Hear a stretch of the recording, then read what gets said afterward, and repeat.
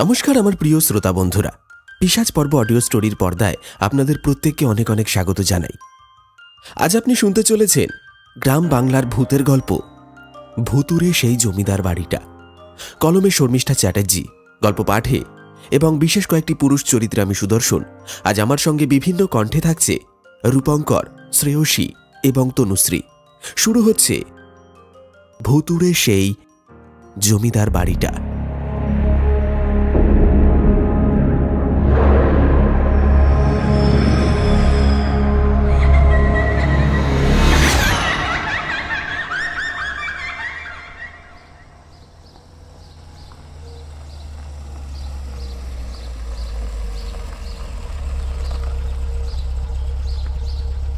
ঘর ঘর আওয়াজ তুলে গাড়িটা একটা খয়েরি বড় গেটওয়ালা একতলা বড় বাড়ির সামনে দাঁড়াতেই মালতী গাড়ির খোলা জানলা দিয়ে মুখটা বাড়িয়ে একতলা বাড়িটার দিকে তাকিয়ে তার স্বামী অজয়ের উদ্দেশ্যে বলল,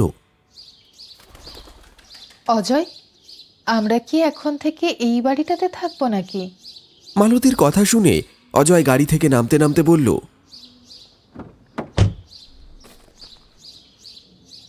হ্যাঁ মালতী, তুমি ঠিকই ধরেছ, আজ থেকে আমরা চারজন এই একতলা বাড়িটাতেই থাকব। এই কথা বলে অজয় গাড়ি থেকে নামতেই মালতীও অজয়ের সঙ্গে সঙ্গে গাড়ি থেকে নেমে একতলা বাড়িটার সামনে এসে দাঁড়ায় এবং চারিদিকে তাকিয়ে দেখে বাড়িটার চারিদিকটা নানান ধরনের গাছপালায় ভর্তি। এছাড়া বাড়িটার আশেপাশে কোনো ছোট বড় বাড়িঘর বা দোকানপাট পর্যন্ত নেই, যাও বা আছে তা অনেক দূরে।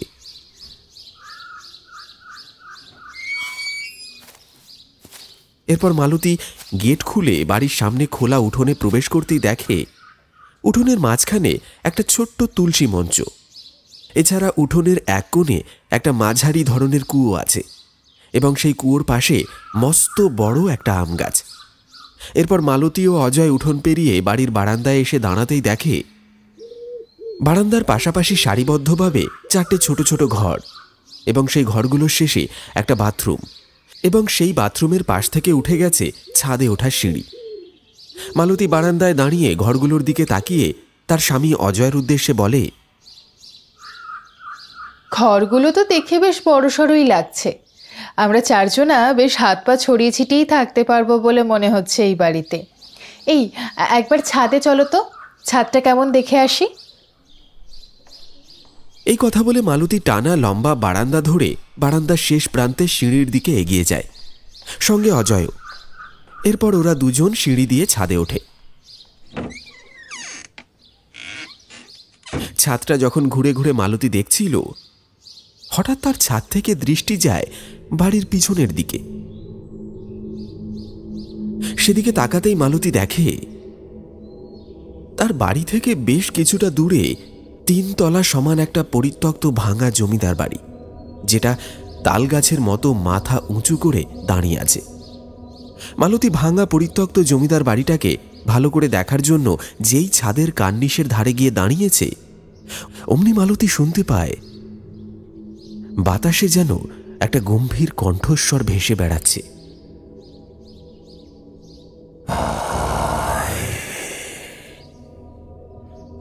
আমার কাছে আমি তোর জন্য অপেক্ষা করছি। কে কে আমার কানের কাছে এসে কথা বলছেন? সামনে আসুন বলছি। কি হয়েছে মালতী? কে তোমার কানের কাছে এসে কথা বলছে? এই বাড়ির পেছনে একটা ভাঙা পরিত্যক্ত জমিদার বাড়ি দেখতে পাচ্ছ? হ্যাঁ, পাচ্ছি। আমি ভাঙা পরিত্যক্ত বাড়িটাকে ভালো করে দেখার জন্য ছাদের কার্নিশের ধারে দাঁড়িয়ে যখন জমিদার বাড়িটার দিকে মন দিয়ে দেখছিলাম, হঠাৎ হঠাৎ সেই সময় আমার কানের কাছে একটা গম্ভীর গলায় কে যেন ফিসফিস করে বলে ওঠে, আয়, আমার কাছে আয়, আমি তোর জন্য অপেক্ষা করছি। আচ্ছা অজয়, আমরা যে এত টাকা দিয়ে এই বাড়িটা কিনলাম, এই বাড়িতে অশুভ কিছু নেই তো যা আমাদের চারজনের ক্ষতি করতে পারে? ওই তোমার অমনি সন্দেহ শুরু হলো বলো? তুমি যেখানেই যাও এরকম সন্দেহ কেন করো বলো তো? এটা কিন্তু তোমার খুব বাজে অভ্যাস হয়ে দাঁড়িয়েছে দেখছি। অজয়ের কাছে ধমকানি শুনে মালতী আর কিছু বলল না, চুপ করে থাকল। এরপর ওরা দুজন বেশ খানিকক্ষণ ছাদে ঘোরাফেরা করে আবার নিচে নেমে যায়। নিচে নামার সময় খেয়াল করল না যে ভাঙা পরিত্যক্ত জমিদার বাড়ির দোতলার বারান্দায় একটা লম্বা কালো ছায়ামূর্তি ওদের দিকে দাঁড়িয়ে নীরবে একটা কুৎসিত হাসি হাসছিল। তবে সেই হাসির মধ্যে কোনো রকম কোনো আওয়াজ ছিল না।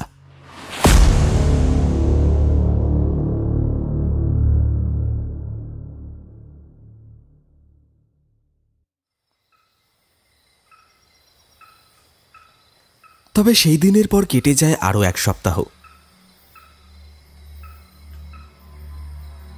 একটা অজানা আতঙ্ক যেন মালতীর মনকে ঘিরে ধরে।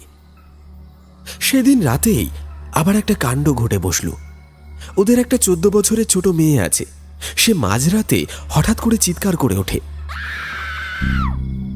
তার চিৎকার শুনে মালতী আর অজয়ের ঘুম ভেঙে যায়। ওরা দুজন ধরফর করে উঠে বসতেই দেখে ওদের মেয়ে নন্দিতা কেমন যেন বিছানার উপর উঠে বসে বুকে হাত দিয়ে হাঁপাচ্ছে আর বলছে, মা আমাকে বাঁচাও, ও আমাকে নিয়ে যাবে। মা, তোর কি হয়েছে মা? এই মাঝরাতে ঘুমের মধ্যে চিৎকার করে উঠে বসলি কেন? ঘুমের মধ্যে কি কোনো বাজে স্বপ্ন দেখেছিস? মায়ের কথা শোনা মাত্রই নন্দিতা বিছানার পাশে কাঠের টেবিলের ওপর রাখা জল ভর্তি কাঁসার গ্লাসটা কাঁপা কাঁপা হাতে তুলে নেয়। তারপর সেই গ্লাস থেকে কয়েক ঢোক জল খেয়ে নিয়ে ভয় মিশ্রিত কণ্ঠে বলে,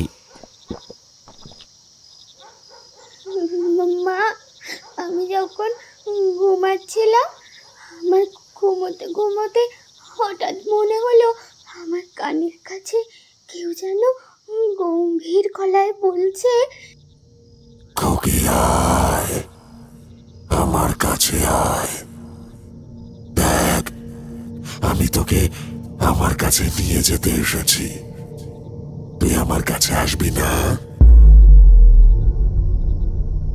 গম্ভীর গলায় কথাগুলো আমার কানে ভেসে আসতেই আমার সঙ্গে সঙ্গে ঘুমটা ভেঙে যায়। ঘুমটা ভেঙে যেতেই আমার দৃষ্টি যায় খোলা জানলার দিকে। খোলা জানলার দিকে দৃষ্টি যেতেই আমি দেখি কি, জানলায় একদম সামনে লম্বা কালো পাঞ্জাবি পায়জামা পরা একটা লম্বা ফর্সা মতো লোক দাঁড়িয়ে আছে। সেই লোকটার মুখটা পুরো সাদা ফ্যাট ফ্যাট করছে, আর লোকটার চোখের মণিগুলো কেমন যেন লাল জ্বলন্তভাবে জ্বলছে।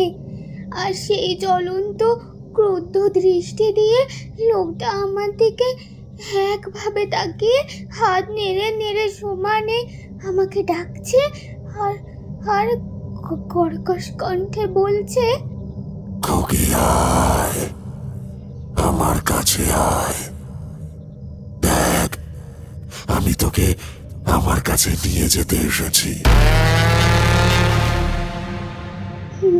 বিছানায় শুয়ে খোলা জানলা দিয়ে এইরকম একটা ভয়ঙ্কর বিভৎস একটা লোককে দেখতে পেয়ে আর ওই কথাগুলো শুনেই আমি তখন ভয়ে চিৎকার করে উঠে যেই বসে দেখি কি, আমার চিৎকার শুনে সঙ্গে সঙ্গে লোকটার শরীরটা ধোঁয়ার মতো কুণ্ডলি পাকিয়ে কোথায় যেন অদৃশ্য হয়ে গেল অন্ধকারের মধ্যে। মালতীর বুকটা ভয়ে ছ্যাদ করে ওঠে। অজয়ের দিকে তাকিয়ে বলে, অজয়, অজয়, তুমি যদি তোমার ছেলে মেয়ে ও আমাকে বাঁচাতে চাও তাহলে তুমি এই বাড়িটা তাড়াতাড়ি ছেড়ে দাও। কেন মালতী, এত সুন্দর বাড়িটাকে তুমি ছাড়তে বলছো কেন? এই বাড়িটার পেছনে যে ভাঙা পরিত্যক্ত জমিদার বাড়িটা আছে না, ওই জমিদার বাড়িতে এমন কেউ একজন আছে যার অশুভ নজর আমাদের বাড়ি আর আমাদের ওপর পড়তে চলেছে। আমি ভালো মতো বুঝতে পারছি যার অশুভ নজর আমাদের চারজনের ওপর পড়তে চলেছে সে আমাদের কিছুতেই ছাড়বে না। আরে জমিদার বাড়ির কার অশুভ নজর আমাদের উপর পড়েছে বলো তো? তুমি কি সব রাত দুপুরে উল্টোপাল্টা কথা বলছো? তোমার মাথা ঠিক আছে তো? হ্যাঁ অজয়, আমার মাথা একদম ঠিক আছে। আর যার অশুভ নজর আমাদের 4 জনের ওপর পড়েছে সে আর কেউ নয়, ওই জমিদার বাড়ির জমিদার বসন্ত রায়ের অতৃপ্ত আত্মা। আর আজ যখন রাহুলকে স্কুলে দিয়ে বাজারে গিয়েছিলাম তখন জানো একজন আমাকে কি বলেছে? কি বলেছে বলো শুনি। আমি রাহুলকে স্কুলে দিয়ে ওর স্কুলের সামনে যে বড় বাজারটা আছে ওই বাজারে একটা বেশ বড় পুরনো মুদির দোকান আছে, ওখানে গিয়েছিলাম মাসকাবারির কিছু জিনিসপত্র কিনতে। তো সেই মুদির দোকানের মালিক আমাকে জিজ্ঞাসা করছিলেন যে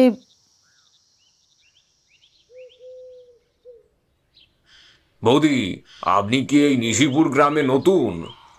হ্যাঁ দাদা, এই 1 সপ্তাহ হলো নিশিপুর গ্রামে এসেছি। আমি, আমার স্বামী আর আমার 2 ছেলে মেয়ে। স্বামীর কাজের সূত্রেই এখানে আসা। ও আচ্ছা আচ্ছা। তা বৌদি, আপনারা এই গ্রামে এসে কোথায় কোন বাড়িতে উঠেছেন? এই গ্রামের দক্ষিণে যে পরিত্যক্ত ভাঙা জমিদার বাড়িটা আছে না, ওই জমিদার বাড়ির সামনেই একটা একতলা বড় বাড়ি আছে, ওই বাড়িটা কিনেই এসেছি আমরা। এই তো 1 সপ্তাহ হলো।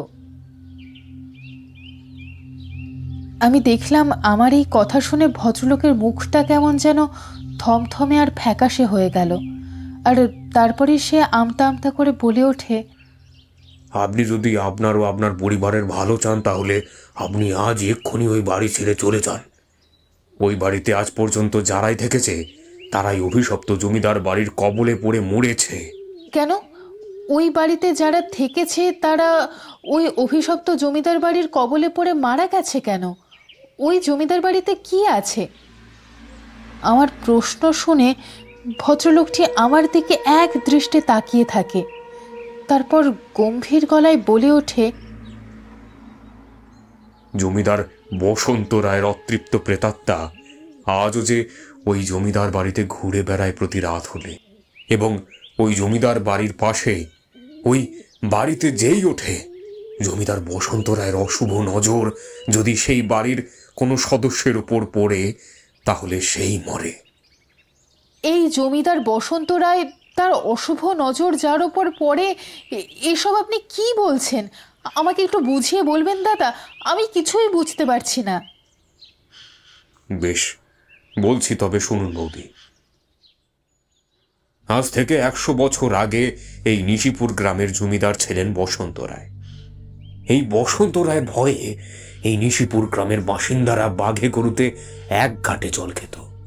কারণ ওনার জমিতে যে সকল এই গ্রামের চাষিরা কাজ করত তারা যদি মাসের প্রথমে খাজনা দিতে না পারত জমিদার বসন্ত রায়কে, জমিদার বসন্ত রায় সেই সকল চাষিদের তার খাস লেঠেল দিয়ে জমিদার বাড়িতে তুলে আনত। ও জমিদার বাড়ির ভেতরে একটা গুম ঘর ছিল, সেই গুম ঘরে চাষিগুলোকে বন্দি করে রেখে চরম অত্যাচার করত, যা চোখে দেখার মতো ছিল না। এই জমিদার বসন্ত রায়ের নিরীহ চাষিদের অত্যাচারের পাশাপাশি ওনার একটা নেশা ছিল। উনি রোজ রাতে ওনার বাড়ির পেছন দিকের বাগানে তন্ত্র সাধনা করতেন, এবং ওনার এই তন্ত্র সাধনার জন্য উনি বিভিন্ন শ্মশানে যেতেন এবং শ্মশানে থাকা সাধু সন্ন্যাসীদের সঙ্গে রাতের পর রাত কঠোর তন্ত্র সাধনা করতেন। শুধু তন্ত্র সাধনা করত তাই নয়, এর পাশাপাশি উনি কালো জাদু শিখত শ্মশানে থাকা সেই সব সাধু সন্ন্যাসীদের কাছ থেকে। কারণ উনি বিশ্বাস করতেন এই সব কালো জাদুর মাধ্যমে উনি অমরত্ব অর্জন করবেন। কিন্তু তার এই প্রতিনিয়ত কালা জাদু চর্চায় জমিদার বাড়িতে এক ভয়ঙ্কর দিন ঘনিয়ে এলো, এবং যা এক মুহূর্তের জন্য ওনাকে আর ওনার পরিবারের সকল সদস্যদের শেষ করে দেয় এক নিমেষের মধ্যে। উনি এক রাতে জমিদার বাড়ির পিছনের বাগানে যজ্ঞ করতে বসেন। সেই যজ্ঞে উনি ভুলবশত এমন এক ভয়ানক আত্মাকে জাগিয়ে তোলে, ওই ভয়ানক আত্মা জেগে উঠেই মুহূর্তের মধ্যে জমিদার বসন্ত রায় ও তার পরিবারকে মেরে ফেলে। জমিদার বসন্ত রায় ও তার পুরো পরিবার সেই ভয়ানক আত্মার কবলে পড়ে মারা যাওয়ার পর জমিদার বসন্ত রায়ের পরিবার পরলোকে মুক্তি পেলেও বসন্ত রায়ের আত্মা কোনোভাবেই মুক্তি পায় না। তার অতৃপ্ত আত্মা জমিদার বাড়িতে বন্দী থেকে যায়।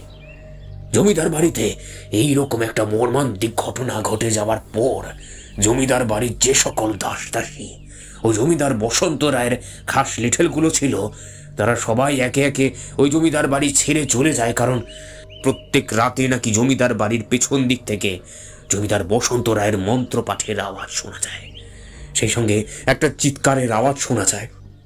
জমিদার বসন্ত রায় মন্ত্র পাঠ করতে করতে চিৎকার করে বলছে, আমি আমি অমরত্ব অর্জন করতে চাই, অমরত্ব।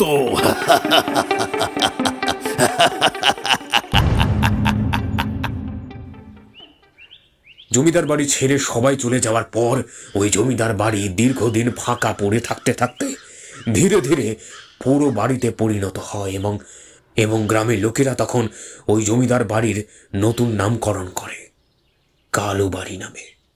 এরপর ওই দীর্ঘ কয়েক বছর কেটে যাওয়ার পর এই নিশিপুর গ্রামের পোস্টমাস্টার হয়ে আসে দিগন্ত পাল।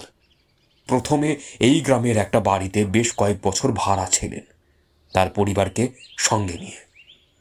বেশ কয়েক বছর ভাড়া থাকার পর, মানে ওই জমিদার বাড়ি, ওই কালো বাড়ির সামনে আর কি, আপনারা যে জমিটার উপর বাড়িটা কিনেছেন, উনি ওই জমিটা কেনেন। তারপর উনি ওইখানে ওই বাড়িটা করে ওনার পরিবারকে নিয়ে থাকতে শুরু করেন ঠিকই, কিন্তু ওনারা 6 মাস ওই বাড়িটায় বসবাস করার পর একদিন ওনার পরিবারে একটা মর্মান্তিক দুর্ঘটনা ঘটে যায়। পোস্টমাস্টার দিগন্ত বাবুর ছোট মেয়ে পারুলকে একদিন হঠাৎ সকালবেলায় বাড়ির মধ্যে খুঁজে পাওয়া যায় না। এরপর দিগন্তবাবু ও তার স্ত্রী সারা বাড়ি জুড়ে তন্ন তন্ন করে পারুলকে খুঁজতে খুঁজতে বাড়ির পিছন দিকে আসতেই ওনারা দুজন দেখতে পায় যে জমিদার বাড়ির সামনের বাগানে একটা পেয়ারা গাছে পারুল গলায় দড়ি বেঁধে আত্মহত্যা করেছে। কিন্তু কি কারণে পারুল আত্মহত্যা করেছে তখন দিগন্তবাবু ও তার পরিবার বুঝতে পারে না, কিন্তু পরে গিয়ে বুঝতে পারে। দিগন্তবাবুর বড় মেয়ে পারুল মারা যাওয়ার 5 দিন পর দিগন্তবাবুর ছোট ছেলে মহিমের সঙ্গে একটা অদ্ভুত ধরনের ঘটনা ঘটে। পারুল মারা যাওয়ার 5 দিন পর 6ষ্ঠ দিনের মাথায় দিগন্তবাবু স্ত্রী প্রকৃতির ডাকে সাড়া দেওয়ার জন্য বাড়ির পিছনে কল ঘরে গিয়েছিল। কল ঘরে যেতেই নমিতা দেখে মহিম ঘুমের মধ্যে হাঁটতে হাঁটতে জমিদার বাড়ির দিকে যাচ্ছে। নমিতা মাঝরাতে ছোট ছেলের এই কাণ্ড দেখে চিৎকার করে দিগন্তবাবুকে ডাকে। তারপর দুজনে মিলে কোনো রকমে মহিমকে ধরে বেঁধে ঘরের ভেতরে নিয়ে এসে দুজনে সারা রাত জেগে মহিমকে পাহারা দেয়। পরদিন সকালে মহিমের ঘুম ভাঙতেই দিগন্তবাবু ও নমিতা মহিমের মুখ থেকে যা ঘটনা শোনে তা হল, গতকাল রাতে মহিম যখন গভীর ঘুমে আচ্ছন্ন ছিল তখন তার কানের কাছে কে যেন গম্ভীর গলায় বলেছিল, মহিম ওঠো, আর কত ঘুমোবে, এসো এসো আমার কাছে, আমি যে তোমার জন্য অপেক্ষা করছি। মহিম তার কানের কাছে গম্ভীর গলার ডাকটা শুনে ওই ডাক অনুসরণ করেই ঘুমের মধ্যেই হাঁটতে হাঁটতে তখন ওই জমিদার বাড়ির দিকে যায়। মহিমের মুখে এই ঘটনা শোনার পর থেকেই দিগন্তবাবুও তার স্ত্রী সন্ধ্যের পর মহিমকে বাড়ির বাইরে বেরোতে দিত না। আর রাতে শোয়ার সময় নমিতা তার শাড়ির আঁচল দিয়ে মহিমের হাতটা শক্ত করে বেঁধে রাখত, কারণ মহিম যদি কোনো কারণে মাঝরাতে উঠে যাতে নমিতার শাড়ির আঁচলে টান পড়ে। কিন্তু শেষ পর্যন্ত দিগন্তবাবু ও তার স্ত্রী তাদের ছোট পুত্র মহিমকে জমিদার বসন্ত রায়ের অতৃপ্ত প্রেতাত্মার কবল থেকে রক্ষা করতে পারেনি। মহিমের সঙ্গে এই রকম একটা দুর্ঘটনা ঘটে যাওয়ার 2 মাস পর দিগন্তবাবু ও তার স্ত্রী মহিমকে বাড়িতে একা রেখে দুজনে কোথায় যেন গিয়েছিল। তারপর ওরা দুজন রাতের বেলা বাড়ি ফিরে আসে। মহিমকে বাড়িতে দেখতে না পেয়ে তন্ন তন্ন করে সারা বাড়ি দুজনে খোঁজে, কিন্তু বাড়ির কোথাও মহিমকে খুঁজে না পেয়ে ওদের দুজনের কি একটা সন্দেহ হতেই বাড়ির পিছনে যেতেই দেখে জমিদার বাড়ির সামনের বাগানে একটা কদম গাছের নিচে মহিম হাত পা ছড়িয়ে পড়ে আছে। জমিদার বাড়ির সামনের বাগানে মহিমকে হাত পা ছড়িয়ে পড়ে থাকতে দেখে দিগন্তবাবু ও নমিতা সঙ্গে সঙ্গে মহিমের কাছে ছুটে যায় ঠিকই, কিন্তু গিয়ে দেখে মহিমের দেহে কোনো প্রাণ নেই।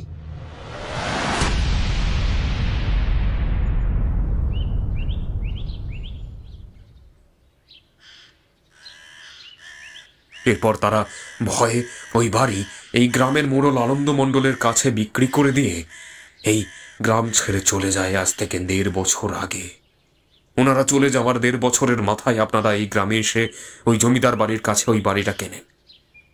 তাই বৌদি আপনাকে ভালো কথা বলছে, সময় থাকতে থাকতে আপনারা ওই বাড়ি ছেড়ে চলে যান, না হলে কিন্তু আপনারা সবাই ওই জমিদার বসন্ত রায়ের অতৃপ্ত প্রেতাত্মার কবলে পড়ে মরবেন। এটা কিন্তু আমি বলে রাখলাম।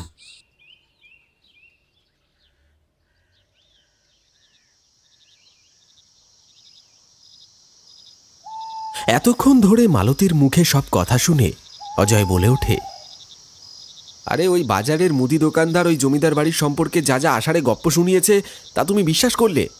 শোনো মালতী, আজকালকার দিনে ভূত প্রেত বলে কিছু নেই, আর আমি এইসবে বিশ্বাসও করি না। আসলে আমরা এত কম দামেই বাড়িটা পেয়েছি বলেই বোধহয় গ্রামের লোকেরা হিংসে করছে, আর নয়তো সবাই ভাট বকছে। এবার শুয়ে পড়ো দেখিনি, কাল আবার সকাল সকাল আমাকে অফিস যেতে হবে, অফিসে আবার অনেক কাজ পড়ে আছে।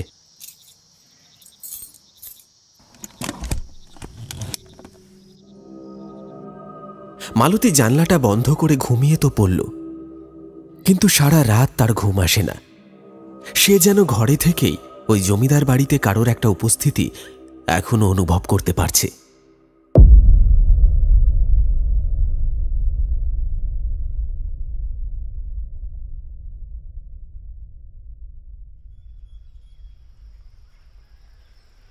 মালতী, এই মালতী, এই বাড়ির সামনে এইগুলো কিসের চিহ্ন? এসো তাড়াতাড়ি দেখে যাও। হঠাৎ একটা চিৎকারের আওয়াজে মালতীর ঘুমটা ভেঙে যায়। সে দেখে জানলা দিয়ে সূর্যের আলো ঘরের মধ্যে প্রবেশ করছে।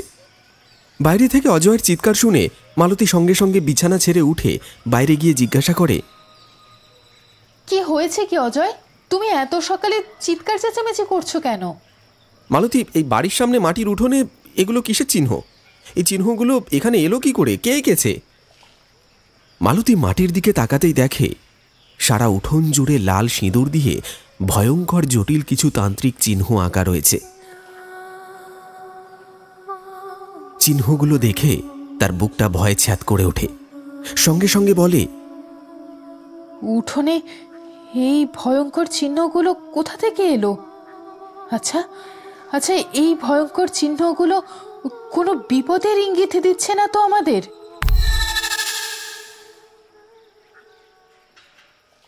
গ্রামে আসার পর ওরা তাদের পাড়ার 3 মাথার মোড়ে সিদ্ধেশ্বরী কালী মন্দিরের পুরোহিত বৃদ্ধ হরিহর চক্রবর্তীর কথা শুনেছিল। এই ভয়াবহ দৃশ্য দেখে তারা সেখানেই ছুটে যায়। গতকাল সন্ধে থেকে আজ সকাল পর্যন্ত যা যা ঘটেছে এবং নন্দিতার সঙ্গে যা যা ঘটনা ঘটেছে সমস্তটাই মালতী বৃদ্ধ পুরোহিতকে খুলে বলে। তারপর তারা পুরোহিতের সঙ্গে আবার বাড়িতে ফিরে আসে। বাড়ির সামনের উঠোনে থাকা চিহ্নগুলো দেখা মাত্রই বৃদ্ধ পুরোহিত হরিহর চক্রবর্তীর মুখটা ভয়ে ফ্যাকাশে হয়ে যায়। তখন সে মালতীর দিকে তাকিয়ে কাঁপা কাঁপা গলায় ভয় মিশ্রিত কণ্ঠে বলে, বৌমা, ওই অভিশপ্ত জমিদার বাড়ি ও জমিদার বসন্ত রায়ের অতৃপ্ত প্রেতাত্মা পুনরায় জেগে উঠেছে। তোমরা যত দ্রুত সম্ভব এই বাড়ি ছেড়ে চলে যাও।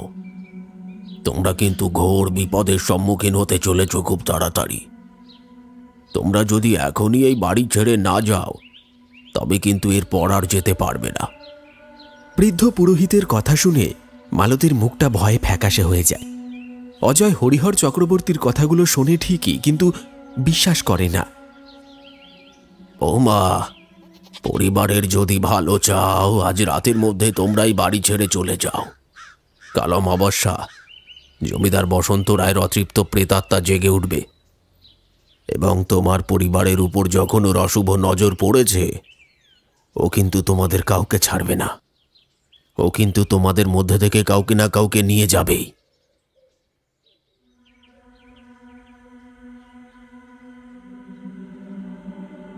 সারাটা দিন কেটে রাতের অন্ধকার ঘনিয়ে আসে, আর রাতের আঁধার ঘনিয়ে আসার সঙ্গে সঙ্গে শুরু হয় আরও এক অদ্ভুত ঘটনা। ওদের 10 বছরের ছোট ছেলে রাহুল বাড়ির পিছনের কলঘরে গিয়েছিল কিছুক্ষণ আগে, কিন্তু দীর্ঘক্ষণ ধরে তাকে ফিরতে না দেখে মালতী বাড়ির পেছনের কলঘরে এগিয়ে যায়, আর সেখানে গিয়ে দেখে কল ঘরের দরজা খোলা। অজয়, অজয়, তাড়াতাড়ি তুমি বাড়ির পেছনের দিকে এসো, দেখে যাও রাহুল কল ঘরে নেই। হো হো, কোথায় গেল এই রাত দুপুরে? রাহুলকে সেখানে না দেখে মালতী চিৎকার করে অজয়কে ডাকে। অজয় ছুটে আসে। ওরা দুজন মিলে তন্ন তন্ন করে বাড়িতে খুঁজেও রাহুলকে কোথাও পায় না। মালতী কান্নায় ভেঙে পড়ে। সারা রাত রাহুলের চিন্তায় দু চোখের পাতা এক করতে পারে না। কিন্তু মায়ের মন তো মায়েরই হয়। সন্তানের অস্তিত্ব ঠিক ভেতরে নাড়া দেয়। একসময় মালতী ধরফর করে উঠে বসে। অজয় জিজ্ঞেস করে, কি হলো মালতী? অজয়, অজয়, আমি রাহুলের খোঁজ পেয়েছি। ও কোথায় আছে আমি জানি। কোথায়? ওই ভাঙা অভিশপ্ত জমিদার বাড়ির দোতলার একটা ঘরে আছে রাহুল। মালতীর মন বলছিল তার ছেলে ওই ভাঙা পরিত্যক্ত অভিশপ্ত জমিদার বাড়িতেই রয়েছে। ওরা জমিদার বাড়ির দিকে ছুটে যায়। আর আশ্চর্যজনকভাবে ওই জমিদার বাড়ির দোতলার কোণার দিকে একটা ঘরে প্রবেশ করতেই ওরা দেখে সত্যি সত্যি ওই ঘরের মেঝেতে রাহুল অজ্ঞান অবস্থায় মুখ থুবড়ে পড়ে আছে। এরপর ওরা বিন্দুমাত্র আর সেখানে না দাঁড়িয়ে ঘর থেকে বেরিয়ে আসে।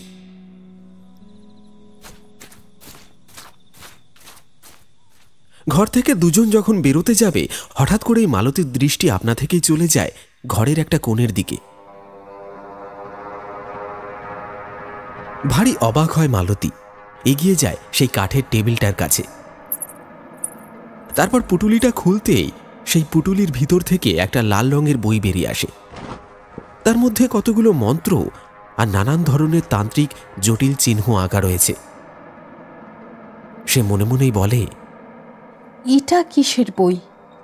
আচ্ছা, এই বইটা কি কোনোভাবে অতৃপ্ত বসন্ত রায়ের আত্মার হাত থেকে আমাদের বাঁচতে সাহায্য করবে?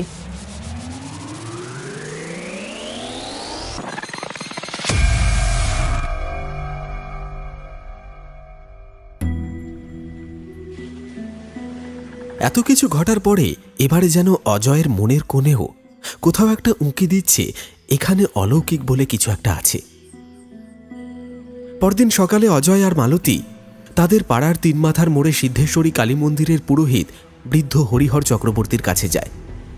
মালতী তার হাতে ধরা লাল বইটা বৃদ্ধ পুরোহিত হরিহর চক্রবর্তীকে দেখাতেই তিনি মালতীর হাত থেকে বইটা নিয়ে খুলে কিছুক্ষণ কি যেন দেখলেন।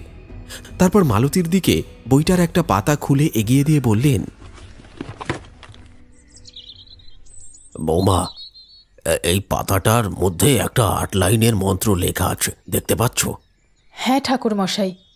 তোমরা যদি বাড়ি ছাড়ার আগে বড় বিপদের সম্মুখীন হও কোনো, তাহলে এই বইয়ের 20 নম্বর পাতায় 8 লাইনের মন্ত্রটা পাঠ করবে।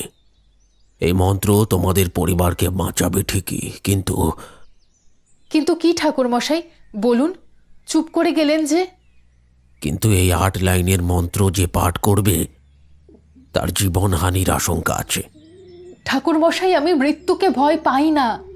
আমার স্বামী আর সন্তানদের রক্ষা করার জন্য আমি যে কোনো কঠিন বিপদের সম্মুখীন হতে রাজি আছি।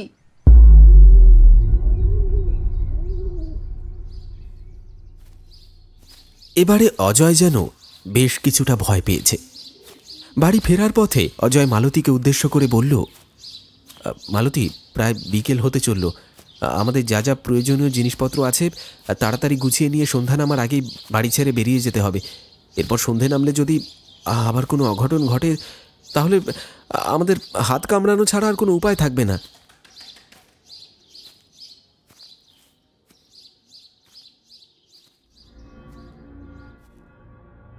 এখান থেকে বেরিয়ে যাওয়ার পরিকল্পনা করলেও সেই পরিকল্পনা মাফিক যখন তারা সন্ধ্যের মুখে বাড়ি ছেড়ে বেরোতে যাবে, তখনই এক ভয়ানক ঘটনা ঘটে যায়। হঠাৎ যেন ঘরের চারিদিকে একটা কালো ধোঁয়া ছেয়ে যায়, আর সেই ধোঁয়ার পেছন থেকে অদৃশ্য কেউ একজন বিকট কান এঁটো করা হাসি হাসতে হাসতে বলে, নন্দিতাকে বলি দাও আর আমার কাজ সম্পূর্ণ করো মালতী, সম্পূর্ণ করো।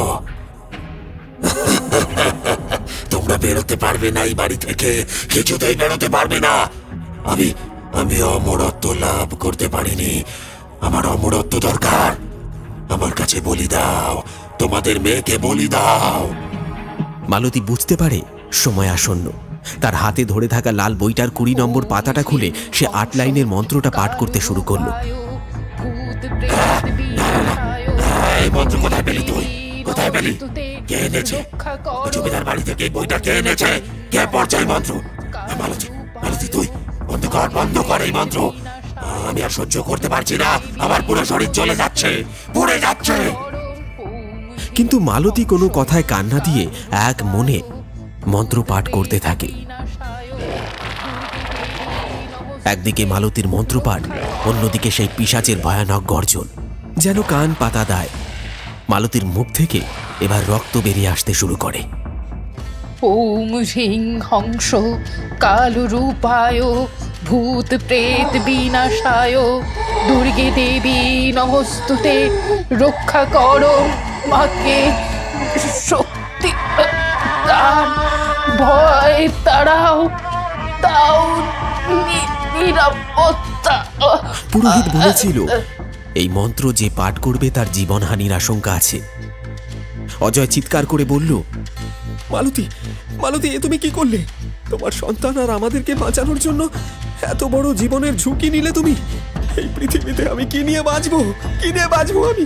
তুমি বন্ধ করো, তুমি বন্ধ করো এই মন্ত্রপাঠ বন্ধ করো তুমি। তবে অজয়ের কান্না যেন মালতীর প্রাণ আর ফিরিয়ে দিতে পারে না। ধীরে ধীরে মালতী মৃত্যুর কোলে ঢলে পড়ে। ওইদিকে সেই ধোঁয়ারূপী অবয়ব বিভৎস চিৎকার করতে করতে কোথায় যেন অদৃশ্য হয়ে যায়।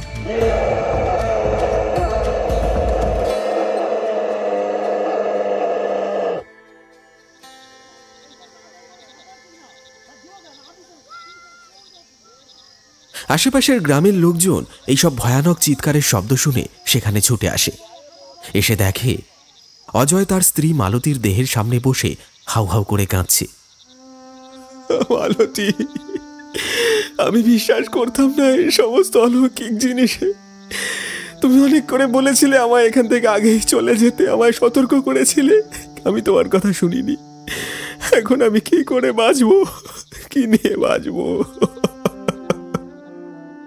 গ্রামের লোকেরা তাকে সান্ত্বনা দেয়।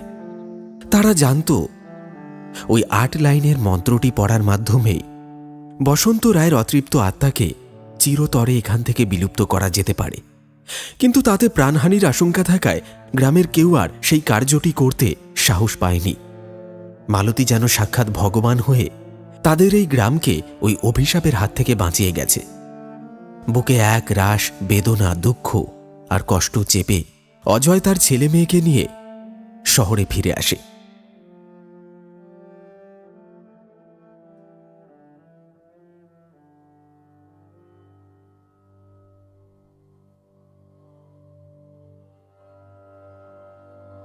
কিন্তু এত সহজেই কি সবকিছু স্বাভাবিক হয়ে যাওয়া সম্ভব? একবার এই অভিশাপের ছোঁয়া যে পরিবার পেয়েছে, সেই অভিশাপ কি এত সহজেই তাদের ছেড়ে চলে গেল?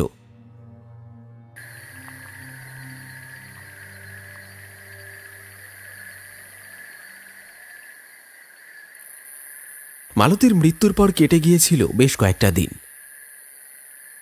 একদিন মাঝরাতে হঠাৎ করেই বাড়িতে অজয়ের ঘুমটা ভেঙে যায়। ঘুম ভাঙতেই সে দেখে তার মেয়ে নন্দিতা বিছানায় নেই। সারা বাড়ি তন্ন তন্ন করে খোঁজে অজয়। খুঁজতে খুঁজতে যখন সে বাড়ির ছাদে গিয়ে পৌঁছয়, তখন দেখে ছাদে নন্দিতা এক অদ্ভুত ভঙ্গিতে দাঁড়িয়ে আছে। অজয় ধীরে ধীরে তার কাছে এগিয়ে যায়, তারপর তার কাঁধে হাত রাখে। সঙ্গে সঙ্গে নন্দিতা মুখ ঘুরিয়ে অজয়ের দিকে তাকায়। তার চোখে মুখে একটা ভয়ানক শয়তানি হাসি খেলা করছে এবং সেই সঙ্গে নন্দিতার 2 চোখ রক্তবর্ণ ধারণ করেছে। অজয় ভয় পেয়ে যায়। নন্দিতা, কি হয়েছে তোর? নন্দিতা এক ভয়ানক কর্কশ কণ্ঠে বলে, আমি জমিদার বসন্ত রায়। আমি আবার ফিরে এসেছি। আমার কার্য করতে।